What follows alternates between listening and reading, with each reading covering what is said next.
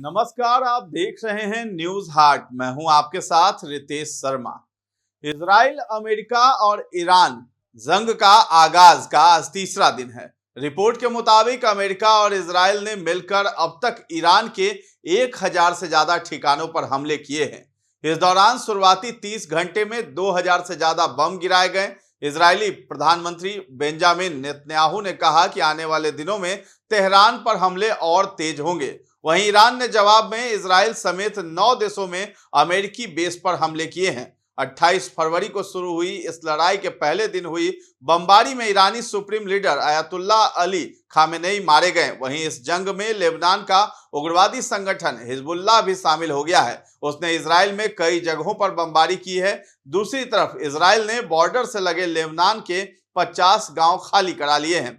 Israel और America ने Iran की राजधानी तेहरान समेत 10 बड़े शहरों को निशाना बनाया है। इनमें अब तक 200 से ज्यादा लोगों की मौत हो चुकी है, जबकि 740 से ज्यादा लोग घायल हुए हैं। एक स्कूल पर मिसाइल गिरने से 180 छात्राओं की मौत हो गई और 45 घायल हैं। अब आते हैं असल मुद्दे पर। तो क्या अमेरिका सच में ईरान से टकराव चाहता है, या फिर यह पूरी कहानी इजराइल की सुरक्षा और सियासत के इर्द गिर्द घूम रही है? और सबसे बड़ा सवाल, अगर ईरान तबाह होता है तो असली फायदा किसे मिलेगा, अमेरिका को या इजराइल को? आज हम समझेंगे कि क्यों डोनाल्ड ट्रंप बेंजामिन नेतन्याहू की लड़ाई में कूदते नजर आए हैं और कैसे सऊदी अरेबिया इस पूरे खेल में चुपचाप अपनी चाल चल रहा है। सबसे पहले समझिए रिश्ता। जब ट्रंप 2017 में सत्ता में आए तो उन्होंने कई ऐसे फैसले लिए जो सीधे तौर पर इजराइल के हित में थे। अमेरिका ने यरूशलेम को इजराइल की राजधानी माना, गोलान हाइट्स पर इजराइल की संप्रभुता को मान्यता दी और सबसे अहम, ईरान न्यूक्लियर डील से बाहर निकल गए। ये वही डील थी जिसे 2015 में ओबामा प्रशासन ने joint comprehensive plan of action के तहत साइन किया था। ट्रंप ने कहा कि यह डील ईरान को रोकने के लिए पर्याप्त नहीं है, लेकिन सवाल है, क्या यह फैसला सिर्फ अमेरिका की सुरक्षा के लिए था या फिर ये नेतन्याहू की रणनीतिक जीत थी? नेतन्याहू ने ट्रंप को ईरान पर हमले के लिए कैसे तैयार किया? नेतन्याहू करीब 2 दशक से ये कहते आ रहे हैं कि ईरान न्यूक्लियर हथियार बनाने की कगार पर है, जो इजराइल के लिए खतरनाक है। बीते साल 4 फरवरी 2025 को इजरायली पीएम नेतन्याहू ट्रंप से मिलने अमेरिका पहुंचे थे। इसी मुलाकात के बाद ईरान पर इतने बड़े हमले की पृष्ठभूमि तैयार हुई। जून 2025 अमेरिका ईरान में न्यूक्लियर डील पर बातचीत चल रही थी। ऐन मौके पर इजराइल ने ईरान के न्यूक्लियर प्रोग्राम को अपने लिए खतरा बताते हुए उस पर हमला कर दिया। अमेरिका भी इसमें शामिल हो गया, जबकि अमेरिकी खुफिया एजेंसियों को ईरान के न्यूक्लियर हथियार बनाने के कोई सबूत नहीं मिले थे। फरवरी 2026 अमेरिका और ईरान में दोबारा न्यूक्लियर डील पर बात हो रही थी। डील लगभग होने ही वाली थी। इजराइल और सऊदी अरब ने ट्रंप को दोबारा ईरान पर हमले के लिए मना लिया। जानकार मानते हैं कि एक बार फिर ट्रंप नेतन्याहू की जंग लड़ रहे हैं। आखिर नेतन्याहू ने ट्रंप को ईरान के खिलाफ जंग में कैसे घसीटा? खामेनेई को मारने से इजराइल को क्या फायदा होगा? और ईरान क्यों है इजराइल का सबसे बड़ा दुश्मन? ईरान खुले तौर पर इजराइल को मान्यता नहीं देता है। ईरान पर आरोप है कि वो लेबनान में हिजबुल्लाह को समर्थन देता है, गाजा में हमास को मदद करता है, सीरिया में अपनी सैन्य मौजूदगी बढ़ा चुका है। इजराइल को डर है कि अगर ईरान परमाणु शक्ति बन गया तो उसका अस्तित्व खतरे में पड़ सकता है। इसलिए नेतन्याहू लगातार अमेरिका पर दबाव बनाते रहे कि ईरान पर सख्त प्रतिबंध लगाए जाएं। ट्रंप प्रशासन ने मैक्सिमम प्रेशर पॉलिसी लागू की है। भारी आर्थिक प्रतिबंध लगाए गए हैं। नतीजा, ईरान की अर्थव्यवस्था बुरी तरह प्रभावित हुई। लेकिन असली फायदा किसे हुआ, अमेरिका को या इजराइल को, जिसने अपने सबसे बड़े दुश्मन को कमजोर होते हुए देखा? अमेरिका को क्या मिला? अगर अमेरिका की बात करें तो मध्य पूर्व में तनाव बढ़ा, तेल बाजार में अस्थिरता आई, अमेरिकी सैनिकों पर हमलों का खतरा बढ़ा। कई विश्लेषकों का मानना है कि ईरान से सीधा टकराव अमेरिका के लिए महंगा सौदा हो सकता है, लेकिन इजराइल के लिए ईरान जितना कमजोर होगा उतना ही इजराइल सुरक्षित महसूस करेगा। यही वजह है कि ट्रंप और नेतन्याहू की रणनीति कई मौकों पर एक जैसी दिखी है। अब सऊदी अरब का खामोश खेल भी समझते हैं। अब आते हैं सबसे दिलचस्प किरदार पर, सऊदी अरेबिया। सऊदी और ईरान दशकों से क्षेत्रीय प्रतिद्वंदी हैं। सुन्नी बनाम शिया प्रभाव की लड़ाई, लेकिन सऊदी खुलकर अमेरिका ईरान युद्ध नहीं चाहता। क्यों? तेल बाजार अस्थिर हो जाएगा, यमन और खाड़ी क्षेत्र में सीधा खतरा बढ़ जाएगा, खुद सऊदी के शहर और तेल ठिकाने निशाने पर आ सकते हैं। याद कीजिए 2019 में सऊदी के तेल ठिकानों पर ड्रोन हमला हुआ था। उसके बाद सऊदी ने समझा सीधी लड़ाई की कीमत बहुत भारी हो सकती है, इसलिए सऊदी ने हाल के वर्षों में ईरान के साथ बैक चैनल बातचीत भी शुरू की, यानी बाहर से विरोध, अंदर से संतुलन। इजरायली खुफिया विभाग ने अमेरिका को मैसेज दिया कि ईरान परमाणु बम बनाने की तैयारी कर रहा है। 31 मार्च 2025 को आई इंटरनेशनल एटॉमिक एनर्जी एजेंसी यानी IAEA की रिपोर्ट में कहा गया कि ईरान ने 60% तक प्योरिटी वाला यूरेनियम बना लिया है। हालांकि इसमें यह भी कहा गया कि ईरान छिपकर कोई न्यूक्लियर वेपन प्रोग्राम नहीं चला रहा है। अमेरिकी खुफिया एजेंसियों ने भी कहा कि ईरान परमाणु बम बनाने की कोशिश नहीं कर रहा था। जून 2025 में IAEA के चीफ राफेल ग्रॉसी ने भी बयान दिया कि उनके पास कोई ठोस सबूत नहीं है कि ईरान का कोई न्यूक्लियर हथियार बनाने का प्रोग्राम या प्लान है। 19 जून को IAEA चीफ राफेल ग्रॉसी ने कहा कि हमने कभी भी ये नहीं कहा था कि ईरान परमाणु हथियार बना रहा है। इधर नेतन्याहू ईरान पर हमला करने पर आमादा थे, जबकि अमेरिका ईरान से न्यूक्लियर डील पर बात कर रहा था। ट्रंप नहीं चाहते थे कि इजराइल ईरान पर हमला करे और डील पर इसका असर पड़े। न्यूयॉर्क टाइम्स के मुताबिक मई में ट्रंप ने नेतन्याहू को फोन पर चेतावनी भी दी। अपने एक सहयोगी से कहा कि नेतन्याहू उन्हें मिडिल ईस्ट में एक बड़े युद्ध में घसीटने की कोशिश कर रहे हैं, जबकि उन्होंने अमेरिका की जनता से वादा किया था कि वे अमेरिका को किसी भी जंग से दूर रखेंगे। महीनों तक वे ये सोचते रहे कि नेतन्याहू का गुस्सा कैसे कंट्रोल किया जाए। जब न्यूक्लियर डील पर बातचीत आगे नहीं बढ़ी तो इजरायलियों ने ट्रंप को यकीन दिलाया कि सैन्य विकल्प खोलने से ईरान के साथ डील आसान हो जाएगी। नेतन्याहू बिना अमेरिका की मदद के भी पूरे ईरान पर एक बड़े हमले की तैयारी में थे। ट्रंप प्रशासन भी नेतन्याहू को रोकने में सक्षम नहीं थे। ऐसे में ट्रंप को उनका समर्थन करना पड़ गया। 9 जून 2025 को नेतन्याहू ने ट्रंप को फोन पर कहा था कि मिशन शुरू हो गया है, हमारी सेना ईरान के अंदर मौजूद है। फोन कटने के बाद ट्रंप ने अपने साथ मौजूद लोगों से कहा कि मुझे लगता है हमें इजराइल की मदद करनी होगी।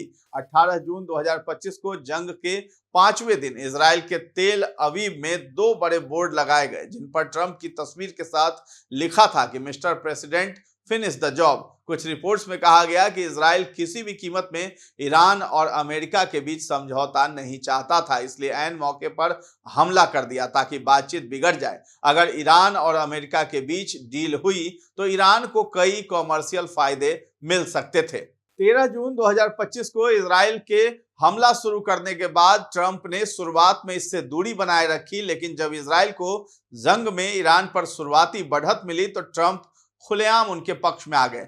न्यूयॉर्क टाइम्स के मुताबिक जब ट्रंप ने अपने पसंदीदा फॉक्स न्यूज चैनल पर इजरायली हमले की तस्वीरें देखी तो इसका क्रेडिट लेने से खुद को रोक नहीं पाए। आखिर में 22 जून 2025 को उन्होंने भी B-2 बॉम्बर से ईरान के न्यूक्लियर ठिकानों पर हमले का आदेश दे दिया।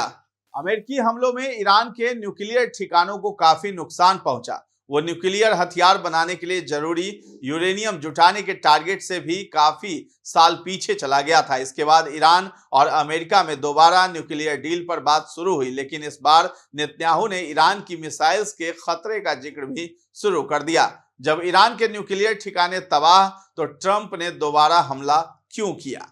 जून में अमेरिकी हमलों के बाद कुछ रिपोर्ट्स में कहा जाने लगा कि ईरान का न्यूक्लियर प्रोग्राम पूरी तरह खत्म नहीं हुआ है। अक्टूबर 2025 में नेतन्याहू ने ईरान से एक और खतरा बताया। उन्होंने कहा कि लोगों को इस पर भरोसा नहीं होता, लेकिन ईरान 8000 किलोमीटर रेंज वाली inter continental ballistic missiles develop कर रहा है। ईरान किसी भी अमेरिकी शहर को निशाना बना सकता है। इसके बाद ट्रंप भी यही दावा दोहराने लगे, जबकि ईरान ने इससे लगातार इनकार किया। वो अमेरिका के साथ न्यूक्लियर डील और अपने मिसाइल प्रोग्राम को लेकर भी बातचीत कर रहा था। फरवरी की शुरुआत में ट्रंप प्रशासन ने ईरान के साथ संघर्ष से पीछे हटकर कूटनीतिक बातचीत से रास्ता निकालने के संकेत दिए थे। दोनों देशों के बीच डील पर दोबारा बातचीत शुरू हुई। विशेष दूत स्टीव विटकॉफ और ट्रंप के दामाद जेरेड कुशनर ईरान के न्यूक्लियर और मिसाइल प्रोग्राम को लेकर ईरानी नेताओं से बातचीत कर रहे थे। ओमान इसकी मध्यस्थता कर रहा था। जेनेवा में 26 फरवरी को डील पर तीसरे दौर की बात हुई। 28 फरवरी को मध्यस्थता कर रहे ओमान के विदेश मंत्री बदर अलबुसैदी ने कहा कि मुझे लगता है शांति समझौता हमारी पहुंच में है। हमने समझौते की तरफ काफी प्रगति की है। ईरान ने न्यूक्लियर बम के लिए जरूरी सामग्री त्यागने पर प्रतिबद्धता जताई है। उनके पास इसका कोई स्टोरेज नहीं है। अगर आप संवर्धित मटेरियल यानी यूरेनियम स्टोर नहीं कर सकते तो बम भी नहीं बना सकते हैं। अलबुसैदी ने यह भी कहा कि मीडिया ने इस तथ्य को काफी हद तक नजरअंदाज किया है। मैं एक मध्यस्थ के नजरिए से इसे साफ करना चाहता हूं कि अगले हफ्ते वियना में डील की तकनीकी शर्तों पर बाकी बातचीत होनी थी। इसके पहले ही इजराइल और अमेरिका ने ईरान पर हमला कर दिया। यह दूसरी बार है जब डील पर निर्णायक बातचीत से ऐन पहले ईरान पर हमला बोल दिया गया। अमेरिकी अखबार वाशिंगटन पोस्ट के मुताबिक मामले में परिचित 4 लोगों ने बताया है कि इजराइल और सऊदी अरब हफ्तों से ईरान पर अमेरिका के हमले की पैरवी कर रहे थे। रिपोर्ट के मुताबिक सऊदी अरब के क्राउन प्रिंस मोहम्मद बिन सलमान यानी MBS सार्वजनिक तौर पर तो मामले के कूटनीतिक समाधान की बात कर रहे थे, लेकिन पिछले महीने उन्होंने ट्रंप को कई निजी कॉल किए और ईरान पर हमले की वकालत की थी। नेतन्याहू ने भी ईरान पर अमेरिका से हमला करवाने का अपना लंबे समय से चला आ रहा अभियान जारी रखा। अंततः अमेरिका ने ईरान पर हमला कर ही दिया। अमेरिका ने यह हमला किया क्यों? उसका उद्देश्य क्या था? क्या जो राष्ट्रपति डोनाल्ड ट्रंप कह रहे हैं वही उद्देश्य था? उन्होंने कहा कि हमने खामेनेई को एलिमिनेट कर दिया, न्यूट्रलाइज्ड कर दिया, यह हमारी जीत है। तो मुझे नहीं लगता है कि अमेरिका इस उद्देश्य से गया था कि खामेनेई को एलिमिनेट करना है।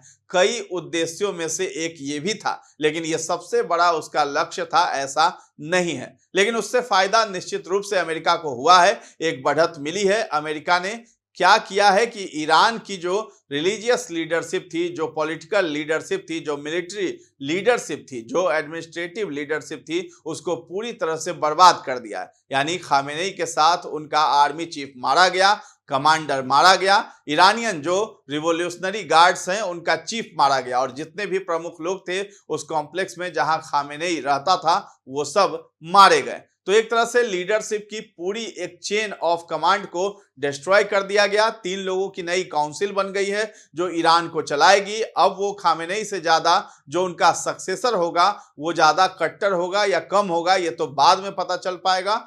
तो ये तो सही है कि अमेरिका और इजराइल खामेनेई को एलिमिनेट करने में सफल हो गए हैं। ईरान ने भी ये बता दिया कि वो चुपचाप इसे बर्दाश्त नहीं करेगा। उनके राष्ट्रपति ने यह धमकी दी है कि अमेरिका और इजराइल को कि इसका बदला लेंगे। तो बदला लेने की शुरुआत उन्होंने जो है जहां जहां अमेरिकन बेस हैं, एयर बेस और मिलिट्री बेस हैं, खाड़ी के देशों में, वहां हमले से शुरुआत कर दी गई है। दूसरा सवाल यह है कि ये युद्ध आखिर कब तक चलेगा? अमेरिका, इजराइल और दूसरा पक्ष है ईरान, दोनों इस युद्ध को लंबा खींचने की स्थिति में नहीं दिखाई देते हैं। अमेरिका ये बिल्कुल नहीं चाहेगा कि बॉडी बैग्स उसके देश में पहुंचे, यानी अमेरिकी सैनिक मारे जाएं। अभी हालांकि जो हैं बूट्स ऑन द ग्राउंड नहीं है, यानी सेना वहां नहीं पहुंची है, लेकिन अगर इन हमलों में जहां पर जो खाड़ी के देशों में उनके सैन्य ठिकाने हैं वहां पर हो रहे हैं, वहां अमेरिकी सैनिक मारे जाते हैं। तो हालांकि ये भी सही है कि अमेरिका ने बहुत पहले से इस युद्ध की तैयारी के तहत जो है अपने सैनिक वहां से ज्यादातर हटा लिए थे। ये डोनाल्ड ट्रंप अफोर्ड नहीं कर सकते हैं। दूसरी बात है कि जहां तक ईरान की है, ईरान के पास जो खबरें आ रही हैं उसके मुताबिक उसने 20,000 बैलिस्टिक और हाइपरसोनिक मिसाइल्स बना लिए हैं। उसकी सबसे बड़ी ताकत उसके ड्रोन है, उसकी टेक्नोलॉजी और ये मिसाइल्स है। लेकिन ये 20,000 मिसाइल्स कितने दिन चलेंगी? तो ये अंदाजा ये है कि ईरान से 7 से 10 दिन मैक्सिमम इस वॉर को खींचा जा सकता है, उससे ज्यादा नहीं होगा, क्योंकि उसकी जो प्रॉक्सिस है, चाहे हमास हो, चाहे हिजबुल्लाह हो, चाहे हूती हो, वो पहले से बहुत बुरी हालत में है। तो ईरान की मदद करने में वो सक्षम नहीं दिखाई दे रहे हैं। दूसरी बात, रूस जो उसका साथी है, रूस मदद करने की स्थिति में नहीं दिख रहा है। वो 4 साल से खुद ही यूक्रेन के साथ युद्ध में उलझा हुआ है। इसके लिए अपनी मिलिट्री सप्लाई की समस्या भी है उसके पास, आर्थिक समस्या भी है, दुनिया में अलग थलग पड़ जाने की और जो सेंसन्स लगे हैं उसकी समस्या है। तो रूस ईरान की मदद करने की स्थिति में नहीं दिखता है, बल्कि उसका उल्टा हो रहा है। ईरान जो मदद कर रहा था रूस की, ड्रोन देकर वो सप्लाई जो है रूस को बंद हो जाएगी, तो यूक्रेन के फ्रंट पर एक समस्या रूस के सामने आएगी। चीन कभी किसी की मदद नहीं करता है बयान देने के अलावा, तो चीन इस युद्ध में उतरेगा ईरान के पक्ष में, इसकी संभावना की बात को भी छोड़ दीजिए। ये बिल्कुल असंभव बात है और अमेरिका और इजराइल ने चीन को पहले से ही साउंड कर रखा है। उनको चीन को जो है वो एक तरफ से कहिए तो न्यूट्रल कर रखा है। तो चीन ईरान की मदद के लिए आगे नहीं आएगा। हालांकि ये जो कुछ हो रहा है इससे सबसे ज्यादा नुकसान चीन को होने वाला है। चीन वेनेजुएला रहा हो या फिर ईरान, सबसे ज्यादा तेल ईरान से ही चीन खरीदता था, तो ये युद्ध लंबा जो है नहीं चलने वाला है। ना तो नेतन्याहू और डोनाल्ड ट्रंप चाहेंगे, ना ही ईरान की नई सरकार चाहेगी कि ये युद्ध लंबा चले, या दुनिया भी ये नहीं चाहती है। दुनिया के बाकी देशों का भी दबाव होगा कि युद्ध या ये कॉन्फ्लिक्ट जितनी जल्दी खत्म हो उतना अच्छा है, क्योंकि इस युद्ध के कारण तेल के दाम बढ़ेंगे, ये तय है और बढ़ने भी शुरू हो चुके हैं। तेल के दाम बढ़ने का मतलब है पूरी अंतरराष्ट्रीय अर्थव्यवस्था पर इसका असर पड़ेगा। दुनिया के हर देश में महंगाई बढ़ेगी, इसलिए दुनिया का कोई देश ये नहीं चाहेगा कि ये युद्ध लंबा चले। अब बात है कि ये अमेरिका और इजराइल की जीत, इस बात को कैसे माना जाए। तो पहले यह देखना होगा कि किस उद्देश्य से अमेरिका आया था, किस उद्देश्य से इजराइल जो है आया था। तो कई मायनों में इजराइल और अमेरिका के लक्ष्य एक होते हुए भी अलग अलग हैं। अमेरिका का क्या लक्ष्य है? अमेरिका का लक्ष्य यह है कि एक तो ट्रंप का सनकीपना और अमेरिका के इतिहास में सबसे शक्तिशाली और सबसे निर्णायक राष्ट्रपति बनने की उनकी इच्छा, लेकिन उससे बड़ी चीज जो मिसाइल्स है ईरान के पास, उनकी मारक क्षमता और उनकी दूरी अमेरिका तक है। अमेरिका दुनिया में ऐसे किसी देश को नहीं चाहेगा जो उस पर हमला करने की क्षमता रखता हो। खास तौर से जहां तक ईरान की बात है तो अमेरिका का लक्ष्य क्या था? एक खामेनेई को बस खत्म करना, उनकी पॉलिटिकल लीडरशिप, मिलिट्री लीडरशिप और उसके अलावा एडमिनिस्ट्रेटिव लीडरशिप को खत्म करना, ये तो एक था ही। दूसरा बड़ा है, उनकी जीत तब मानी जाएगी जब दो मुद्दे हैं यहां पर, अगर वो सफल होते हैं। और इसमें भी जो पहला मुद्दा हम आपको बता रहे हैं उस पर खास ध्यान दीजिए। ईरान की सबसे बड़ी ताकत सैन्य ताकत है, उसकी मिसाइल्स है और उसका ड्रोन, उसकी टेक्नोलॉजी है जो ड्रोन उसके पास है। अगर अमेरिका और इजराइल मिलकर ईरान की मिसाइल बनाने की जो फैक्ट्री है, मिसाइल बनाने की जो क्षमता है, उसकी जो मिलिट्री इंडस्ट्रियल बेस है जहां मैन्युफैक्चरिंग होती है, उसको वो नष्ट नहीं करते हैं, वो क्षमता, उसकी वो ताकत खत्म नहीं करते हैं, तो इसे अमेरिका और इजराइल की जीत नहीं माना जाएगा। तीसरा मुद्दा है कि ईरान का कथित तौर पर न्यूक्लियर वेपन बनाना। ईरान इससे मना करता रहा है। ईरान जो समझौता वार्ता चल रही थी उसमें वो अपना न्यूक्लियर प्रोग्राम छोड़ने को तैयार है, लेकिन ईरान जो कह रहा है और जो कर रहा था उसमें भारी अंतर दिखता है। ईरान लगातार यूरेनियम का एनरिचमेंट कर रहा था और जो खबरें हैं उसके मुताबिक वो यूरेनियम का 60% से ज्यादा एनरिचमेंट कर चुका था। 90% होते ही या उससे ऊपर जाते ही आपको एटॉमिक वेपन ग्रेड का यूरेनियम मिल जाता है और ईरान उसकी ओर बहुत तेजी से बढ़ रहा था। जो जून में स्ट्राइक की थी इजराइल और अमेरिका ने, दावा तो किया गया था कि उनकी पूरी न्यूक्लियर फैसिलिटी और जो भी इस्टेब्लिशमेंट था सब खत्म कर दिया गया, लेकिन ऐसा हुआ नहीं और ईरान इसको रोकने को तैयार नहीं था। हालांकि वो बार बार कह रहा था कि हम पीस के लिए, शांतिपूर्ण उद्देश्यों के लिए इसका डेवलपमेंट कर रहे हैं और हम इसका इंस्पेक्शन कराने को भी तैयार है। सब कुछ कहा जा रहा था ईरान की तरफ से, लेकिन ईरान पर ना तो अमेरिका को भरोसा था और ना ही इजराइल को। अमेरिका को भरोसा इसलिए नहीं था कि अमेरिका नहीं चाहता है कि किसी और इस्लामी देश के पास या किसी भी इस्लामी देश के पास परमाणु हथियार हो। पाकिस्तान के पास है, अब उसके बारे में तरह तरह की बातें भी होती है कि पाकिस्तान के पास जो परमाणु हथियार है वो सचमुच पाकिस्तान के हैं या अमेरिका ने अपने वहां पर रखे हुए हैं, लेकिन उस मुद्दे को अभी फिलहाल हम छोड़ देते हैं। ईरान के पास परमाणु हथियार हो ये किसी भी हालत में अमेरिका नहीं चाहता, तो परमाणु हथियार ना बना पाए ईरान और उसकी मिसाइल मैन्युफैक्चरिंग की जो कैपेबिलिटी है उसको खत्म करना, ये दो बड़े उद्देश्य थे। खामेनेई को, जैसा कि हमने बताया कि उसको हटाना ये भी उद्देश्य था, और चौथा उद्देश्य जो है रिजीम चेंज करना। जो ट्रंप कह रहे हैं कि हमको सफलता मिल गई है खामेनेई को मारने के बाद, अब ईरान के लोग आए, आगे सड़कों पर उतरे और अपनी सरकार को हासिल करें, यानी अपनी सरकार बनाएं। तो ईरान के लोगों को हमने एक डिक्टेटर से मुक्ति दिला दी है, एक अत्याचारी से मुक्ति दिला दी है, ऐसा अमेरिका का कहना है। तो अब इसी बात से निकलता है कि अमेरिका और इजराइल को पता है कि वो चाहते तो हैं रिजीम चेंज, लेकिन रिजीम चेंज कराना उनके बस में नहीं है। तो क्यों? रिजीम चेंज तब हो सकती है जब बूट्स ऑन द ग्राउंड हो, यानी अमेरिकी और इजरायली सैनिक ईरान में उतरे, और वो होने वाला नहीं है। दूसरी इतनी ज्यादा है और वो व्यवहारिक रूप से संभव नहीं है, इसलिए जो है ये होने वाला बिल्कुल भी नहीं है। तो अमेरिका और इजराइल मिलकर वहां रिजीम चेंज नहीं करा सकते हैं, लीडरशिप को एलिमिनेट कर सकते हैं, कर भी दिया है। अब रिजीम चेंज अगर कोई कर सकता है तो इसे स्थानीय लोग यानी ईरान के निवासी, ईरान के नागरिक ही ये कर सकते हैं। तो अमेरिका की अगली और इजराइल की अगली कोशिश होगी कि देश में सिविल वॉर हो और सिविल वॉर के जरिए रिजीम चेंज हो जाए। तो अगर ईरान की मिसाइल फैसिलिटी को नष्ट नहीं कर पाता है अमेरिका और इजराइल मिलकर नहीं कर पाते हैं, तो ये उनकी जीत नहीं मानी जाएगी, और उनकी जो न्यूक्लियर कैपेबिलिटी है उसको नहीं खत्म कर पाते हैं तब भी जीत नहीं मानी जाएगी। लेकिन उन्होंने एक सफलता हासिल की है। उनकी जो मिलिट्री लीडरशिप थी, रिलीजियस लीडरशिप और पॉलिटिकल लीडरशिप, एडमिनिस्ट्रेटिव लीडरशिप, उन सब को खत्म कर दिया गया है। और अगर मिसाइल बनाने की उनकी क्षमता को खत्म कर देते हैं तो ईरान कभी भी अटैक करने की स्थिति में नहीं होगा, आक्रमण की स्थिति में नहीं होगा। और अगर ईरान की जनता रिजीम चेंज करती है, जो कि अमेरिका चाहता है कि सिविल वार हो, उसके बाद वहां रिजीम चेंज हो, तो फिर मिडिल ईस्ट में अमेरिका को लगता है कि शांति का एक लंबा दौर चल सकता है। लेकिन अभी जो परिस्थितियां हैं उसमें ईरान में लंबे समय तक एक अशांति का दौर चलने के पूरे संकेत दिखते हैं, और ईरान में अशांति होगी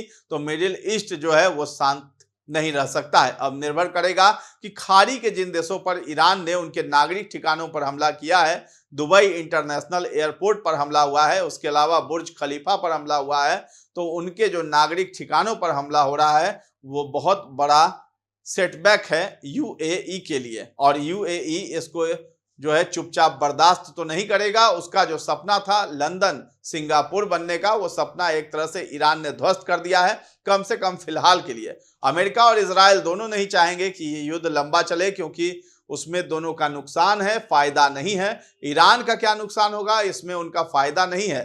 तो मैंने जो शुरू में आपको बताया है कि उनके मुख्य उद्देश्य 4 थे, एक तो पूरा कर लिया गया, खामेनेई को ध्वस्त कर दिया, मार दिया, 3 अभी बाकी है। रिजीम चेंज का सिलसिला लंबा चलेगा, वो तत्काल इस एक्शन से नहीं पूरा होने वाला था, न पूरा होगा। लेकिन 2 काम, मिसाइल निर्माण की उनकी जो क्षमता है ईरान की, और न्यूक्लियर प्रोग्राम, ये 2 को अगर नहीं खत्म कर पाया अमेरिका और इजराइल तो ये उनकी जीत नहीं मानी जाएगी। हालांकि ईरान की भी जीत नहीं मानी जाएगी, क्योंकि ईरान इतना कमजोर हो चुका होगा। इसके अलावा अमेरिका ईरान की आर्थिक ताकत को भी कम करना चाहेगा, लेकिन वो उसके ऑयल रिजर्व पर या उसके जो ठिकाने हैं उन पर हमला नहीं करेगा, क्योंकि रिजीम चेंज के बाद वो उसकी जरूरत होगी और अमेरिका को भी जरूरत होगी। वो तेल डॉलर में बिके और उसके कहे के मुताबिक बिके। अब इजराइल की समस्या क्या है, वो क्यों आया इस अटैक में? इजराइल का एक ही उद्देश्य था, आपको याद होगा, खामेनेई एक बार नहीं कम से कम 50 बार ये कह चुके थे, और कि राय से सहमत होने वाले खाड़ी के कई देश थे कि इजराइल का अस्तित्व ही नहीं होना चाहिए, इजराइल नाम के देश का अस्तित्व दुनिया में होना ही नहीं चाहिए, उसको खत्म करना हमारा लक्ष्य है। तो इजराइल के लिए एग्जिस्टेंशियल क्राइसिस थी, अस्तित्व का सवाल था। ईरान का बने रहना, मजबूत होना और खास तौर से उसका परमाणु संपन्न होना, ये इजराइल के एग्जिस्टेंस के लिए, उसके अस्तित्व के लिए खतरा था। इसलिए इजराइल ज्यादा इंटरेस्टेड था कि ईरान पर हमला हो, और वो उसके लिए न्यूक्लियर कैपेबिलिटी और मिसाइल कैपेबिलिटी, इन दोनों को खत्म करना चाहता था। अब वो कर पाता है कि नहीं, ये सवाल इसका है। लेकिन आप इस बात पर ध्यान दीजिए कि इजराइल ने कभी किसी नेता ने, उसके केवल नेतन्याहू की बात नहीं कर रहा हूं, उससे पहले भी ये कभी नहीं कहा है कि ईरान को इस दुनिया में, ईरान नाम के देश का अस्तित्व नहीं होना चाहिए, या हमारा लक्ष्य ईरान को खत्म करना है। ये बेसिक फर्क है दोनों देशों की सोच में, ईरान और इजराइल में। इजराइल अपने एग्जिस्टेंस के लिए लड़ रहा है, उसको समझ में आ रहा था कि ईरान का बने रहना और मजबूत होना और न्यूक्लियर पावर बनना उसके अस्तित्व के लिए बहुत बड़ा खतरा है। उस खतरे को वो हमेशा के लिए खत्म करना चाहता है। ये जून में जो स्ट्राइक हुई थी उसमें भी यही लक्ष्य था, इस बार की स्ट्राइक में भी। और इस बार लग रहा था कि अगर खामेनेई को नहीं हटाया तो ये काम बहुत मुश्किल होगा। खामेनेई के हटने के बाद ये काम थोड़ा आसान हो जाएगा। तो खामेनेई को तो हटा दिया गया, अब ये 2 काम अगर अगले हफ्ते भर में 8 से 10 दिन में अमेरिका और इजराइल कर पाते हैं तो उसके बाद उनको इंतजार करना पड़ेगा। उसके लिए अमेरिका की जो नैरेटिव की पावर है, वेस्टर्न मीडिया की जो नैरेटिव गढ़ने की पावर है, उसके जरिए ईरान में गृह युद्ध की परिस्थितियां पैदा की जाएंगी। अभी से ये दिखाया जा रहा है वेस्टर्न मीडिया में कि कैसे लोग जश्न मना रहे हैं खामेनेई के मरने पर। वो सच्चाई नहीं लगती है। यह सही है कि खामेनेई से ईरान के लोग परेशान थे, बड़ा अत्याचार किया उसने, प्रदर्शनकारियों पर गोली भी चलवाई, उनको फांसी पर चढ़ाया। ये सब कुछ सही है, लेकिन वो लोग जो खामेनेई के विरोधी थे वो अमेरिका के समर्थक नहीं है। इसलिए आप देखिए बार बार अमेरिका के दूसरे देश और इजराइल कह रहे हैं कि ये ईरान के लोग तय करें कि उनकी सरकार कैसे चले। ईरान का शासन अब ईरानियों को चलाना चाहिए, तो उनको मालूम है कि अगर रिजीम चेंज होना है तो ईरान के लोग ही कर सकते हैं, और ईरान के लोग रिजीम चेंज करेंगे वही अस्थायी होगी, क्योंकि उसकी सबसे बड़ी वजह यह है कि वही रिजीम चेंज चलेगी जो प्रो पीपल होगी। तो जिसको लोगों का समर्थन होगा और अमेरिका ऐसा करने की कोशिश करेगा तो उसको लोगों का समर्थन नहीं होगा। ये अमेरिका भी समझ रहा है और इजराइल भी समझ रहा है। तो युद्ध तो अगले 8 से 10 दिनों में ज्यादा से ज्यादा ये रुक जाएगा, कॉन्फ्लिक्ट रुक जाएगा, लेकिन ईरान में जो घटनाएं होने वाली हैं भविष्य में, निकट भविष्य में, वो इतनी जल्दी खत्म नहीं होने वाली है। अमेरिका पूरी ताकत लगाएगा, पूरा वेस्टर्न वर्ल्ड ताकत लगाएगा कि किसी तरह से ईरान में रिजीम चेंज हो, और रिजीम चेंज ऐसी हो जो ईरान के लोगों को भी मंजूर हो और वेस्टर्न पावर्स के भी अनुकूल हो। ये हो पाएगा कि नहीं ये समय बताएगा, लेकिन इतना तो है कि इसका चक्र शुरू हो गया है। कब ये पूरा होगा ये आने वाला समय बताएगा। प्रधानमंत्री नरेंद्र मोदी ने पश्चिम एशिया में जारी जंग पर कहा है कि वहां हालात चिंताजनक है। भारत अपने नागरिकों को सुरक्षित निकालेगा। हम बातचीत से समस्या का समाधान निकालने के पक्ष में हैं। मोदी ने आज दिल्ली में हैदराबाद हाउस में मार्क कार्नी से मुलाकात के बाद ये बातें कही हैं। इधर जम्मू कश्मीर में लगातार दूसरे दिन भी ईरान के सुप्रीम लीडर खामेनेई की मौत पर विरोध प्रदर्शन जारी है। श्रीनगर के बेमिना इलाके में सुरक्षा बलों ने प्रदर्शनकारियों पर लाठीचार्ज किया है और आंसू गैस भी छोड़े हैं। कुछ लोगों को हिरासत में भी लिया गया है। शोपियां, बारामूला, बांदीपुरा में लोगों ने बाजार बंद कर रखा है। भारत के अलावा पाकिस्तान में भी खामेनेई की मौत के विरोध में हंगामा जारी है। आज सुबह पाकिस्तान के कब्जे वाला जम्मू कश्मीर यानी पीओके में विरोध प्रदर्शन हिंसक हो गया। गिलगित बाल्टिस्तान में प्रदर्शनकारियों ने यूनाइटेड नेशंस के ऑफिस में आग लगा दी, जिसमें गिलगित में यूनाइटेड नेशंस डेवलपमेंट प्रोग्राम यानी यूएनडीपी का ऑफिस भी शामिल है। वहीं स्कर्दू में एसपी ऑफिस और कई सरकारी इमारतों में भी आग लगाई गई है। प्रदर्शनकारियों पर फायरिंग की वजह से 7 प्रदर्शनकारी मारे गए हैं, 12 से ज्यादा घायल हैं। यहाँ पर अस्पतालों में इमरजेंसी घोषित की गई है। गिलगित और स्कर्दू में सिक्योरिटी हाई अलर्ट पर है। अमेरिका, इजराइल और ईरान के बीच लगातार 2 दिनों से जंग और मिडिल ईस्ट के देशों में फंसे भारतीयों और भारत में सुरक्षा को लेकर 1 मार्च की रात करीब 9:30 बजे पीएम मोदी के आवास पर सुरक्षा समिति की बैठक हुई थी। इसमें शाह, राजनाथ, सीडीएस चौहान, वित्त मंत्री भी शामिल रही हैं। मीटिंग में वेस्ट एशिया में रहने वाले भारतीयों और वहां फंसे लोगों की सुरक्षा, हालात बिगड़ने पर उससे कैसे निपटा जाए, इस पर चर्चा भी हुई। फिलहाल वेस्ट एशिया का एयर स्पेस लगभग बंद है। पीएम ने एक्स पोस्ट में बताया है कि उन्होंने यूएई प्रेसिडेंट शेख मोहम्मद बिन जायद अल नाहयान और इजराइल के पीएम बेंजामिन नेतन्याहू से फोन पर बात की है। पीएम ने बताया था कि भारत ने यूएई पर हुए हमलों की निंदा की है। भारत इस मुश्किल समय में उनके साथ है। वहां रहने वाले भारतीयों का ध्यान रखने के लिए यूएई का धन्यवाद है। हम तनाव कम करने, शांति और सुरक्षा और स्थिरता का समर्थन करते हैं। पीएम ने यह भी बताया कि इजराइल के घटनाक्रमों पर भारत ने चिंता जताई है। भारत ने नागरिकों की सुरक्षा पर जोर दिया है। यही सबसे बड़ी प्राथमिकता है। भारत दुश्मनी को जल्द खत्म करने की जरूरत पर फिर से जोर देता है। बता दें कि ईरान में करीब 10,000 भारतीय नागरिक रहते हैं, पढ़ते हैं और काम करते हैं, जबकि 40,000 से ज्यादा इजराइल में रहते हैं। गल्फ और वेस्ट एशिया में करीब 90 लाख भारतीय हैं। तो सवाल है कि क्या ट्रंप की रणनीति इजराइल केंद्रित थी? ट्रंप के फैसले देखें। जेसीपीओए से बाहर निकलना, इजराइल समर्थक नीतियां, ईरान पर कड़े प्रतिबंध, इन सब का सीधा फायदा किसे दिखा? इजराइल को। कई आलोचक कहते हैं कि ट्रंप की मध्य पूर्व नीति अमेरिका फर्स्ट से ज्यादा इजराइल सिक्योरिटी फर्स्ट जैसी दिखी। हालांकि ट्रंप समर्थक कहते हैं कि कमजोर ईरान मतलब कम आतंक, और यह अमेरिका के हित में भी है। सच शायद इन दोनों के बीच है। तो तस्वीर साफ है, इजराइल चाहता है ईरान कमजोर हो। ट्रंप ने ईरान पर दबाव बढ़ाया, सऊदी संतुलन की राजनीति खेल रहा है। लेकिन सवाल अब भी कायम है कि अगर भविष्य में अमेरिका और ईरान के बीच सीधा टकराव होता है तो क्या अमेरिका फिर से किसी और की जंग लड़ रहा होगा या ये सच में उसकी अपनी सुरक्षा की लड़ाई होगी। आप क्या सोचते हैं हमें कमेंट में जरूर बताइए, और ये खबर आपको कैसी लगी है ये भी हमें कमेंट में जरूर बताइए। तो फिलहाल न्यूज़ हाट के चैनल पर बने रहें, और अभी तक हमारे चैनल को आपने सब्सक्राइब नहीं किया है तो जरूर कर लें। धन्यवाद।